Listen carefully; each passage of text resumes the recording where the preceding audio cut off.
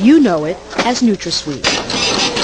It's in just about everything. Soft drinks, iced tea, hot chocolate, tabletop sweeteners, chewing gum, cereal, pudding, ice cream, cookies, even breath mints and children's vitamins. Odds are, aspartame is part of your diet. But should it be?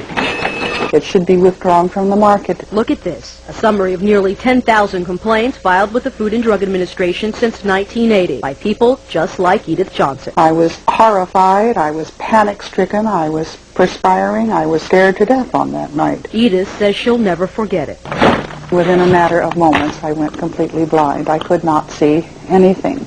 Edith was drinking a cup of low-calorie hot chocolate that night. Aspartame made it sweet. And Johnson says aspartame made her sick. All of a sudden, I couldn't see. My eyes went out of focus, and it was like my vision became quite blurred. And you think it's because of aspartame? I think it's very deliberately because of aspartame, yes. It was terrifying. Kate Randall thought she was going crazy. I started popping in my hands and twitching in my feet, my legs, my knees, my upper legs, and shoulders and arms and everywhere. Like millions of Americans, Kate Randall was a Diet Coke drinker. A big one. 9 Diet Cokes a day. For how long? 5 years. Every day. Every day. Kate Randall isn't the only one who believes Nutrasweet is dangerous.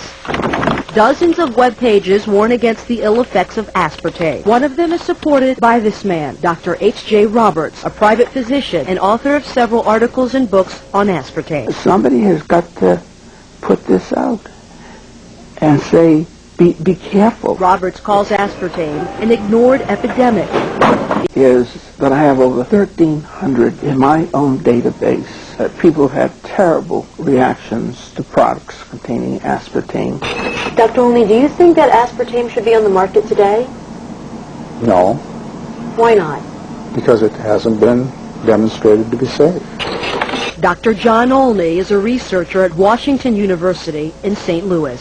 I fed aspartame to infant mice and found that it produced the same kind of brain damage. That it indicates that if there's an adverse effect, a serious adverse effect in the animals, and if that adverse effect is absolutely proven in the animal research, then it should not be approved for human use. Dr. Olney took his findings to the Food and Drug Administration as Cereal, the company that developed aspartame, pushed to get the new sweetener to market. The FDA looked at the research and in 1975 put aspartame's approval on hold. It set up an independent panel of doctors to study aspartame. In 1980, that Public Board of Inquiry unanimously ruled aspartame should not go on the market. We had a major responsibility to evaluate. Dr. Vernon Young from MIT is the only surviving member of the Board of Inquiry. Our conclusion was that on the basis of the evidence presented at that time, we weren't able to assure ourselves of the safety of aspartame in that particular context, and that we advised the need for additional studies. They had some concerns about it and felt that there should be additional animal studies done before it was approved. Dr. Jerry Goyen was the FDA commissioner then. I looked at that, read it at the time, obviously, and said that, well, what we had to do next was set up an internal committee of people who had played no part in previous studies of aspartame. But Goyen never had the chance to review the results. That's because he was forced to step down in 1981, when newly elected President Ronald Reagan appointed a new commissioner. That commissioner quickly approved the use of aspartame for dry foods like cookies and pudding mix. Just 2 years later, he okayed it for carbonated drinks. We tracked down that FDA commissioner, Dr. Arthur Hall Hayes. Hi, Dr. Hayes. Yes. My name's Elaine Sardani with Fox 5 in Washington. Yes. Can we ask you a few questions about aspartame? FDA has all the information you need. Yes, but sir, you were the FDA commissioner when aspartame was approved, and so we'd like to ask you a few questions. No, I really have no comments. All the information is available to Food and Drug Administration. Sir, don't you think it's your responsibility as the FDA commissioner when aspartame was approved to answer some of our questions?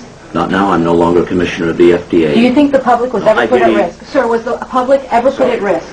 Sir, do you think he put the public at risk, sir? Yes, I do. Senator Howard Metzenbaum has his own concerns. I can say that I was dissatisfied with the manner in which aspartame was approved. So Senator Metzenbaum requested a review of the FDA's approval process. I have a kind of recollection of it that sort of left a bad taste in my mouth. And it wasn't from aspartame. To understand the Senator's concerns, you have to realize what this little blue packet is really worth. Searle sells millions of dollars of aspartame each year. It's used in nearly 6,000 products, including Diet Coke. Searle had a vested interest in keeping aspartame on the market, and the American public had a craving for a calorie-free sweetener. It was a big public issue. It was a matter of considerable publicity and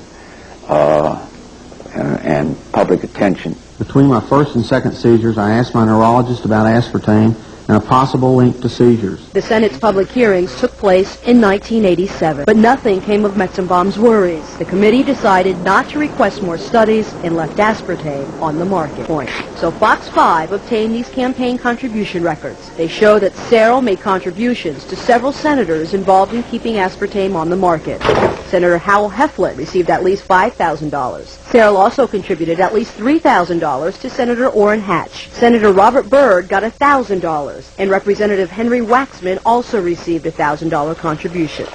And that's not all. We also learned that several federal officials were investigated for possible ties to Searle. I think the chairman of the FDA wound up in having some sort of economic relationship beneficial to himself with Searle Manufacturing, who at that time owned the rights to aspartame. The issue is really not an issue of science, it's an issue of politics. The Monsanto webpage links sites belonging to the American Diabetes Association and the Multiple Sclerosis Foundation.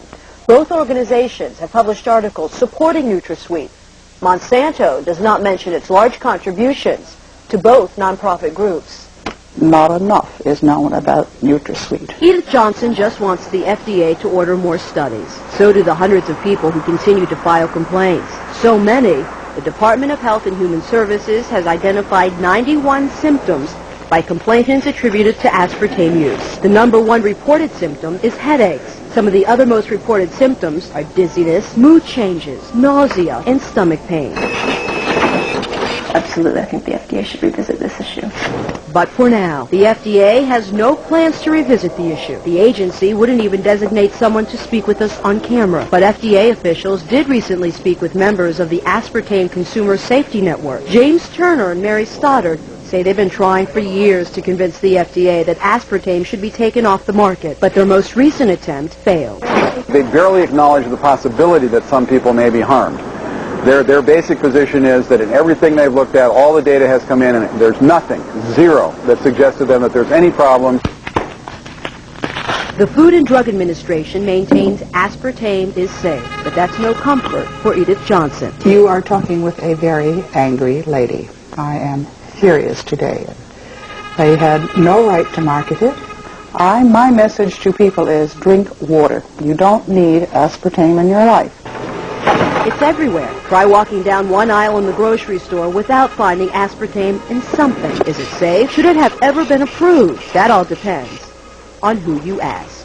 I feel very, very, very convinced that the data are quite clear that Nutrasweet is a very safe ingredient in our food supply. What would you like to tell people about aspartame?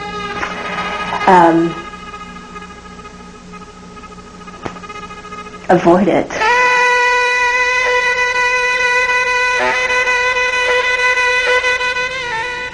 FDA representatives would not speak to us on camera, but they did send us this statement. In it, the agency stands behind its decision. The statement then goes on to say the FDA remains ready to act if it receives what it considers to be credible scientific evidence. But until then, Nutrasweet will remain on the shelves of your grocery store. Reporting live, Aline Sergani. Now back to you, Tracy. Well, very interesting report there, Aline. Thank you. One more note on this. Monsanto, the company that owns Nutrasweet, is trying to sell that product. It wants to market another artificial sweetener, and that one is called Neotame. Right now, the company is trying to get FDA approval for that product. But this